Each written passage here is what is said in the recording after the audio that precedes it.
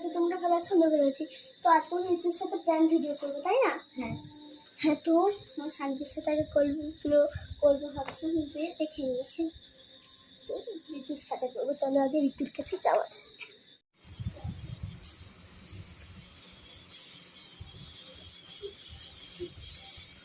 এই তো নিয়ে চলে যাচ্ছে, এখানে উঠ উঠ, এখানে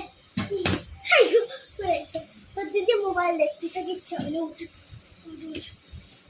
এদিকে আয় না, একটা কথা বলবো তোকে। সব কথাই তোর গুরুত্বপূর্ণ কেন? দেখ এটা ভালো নয়।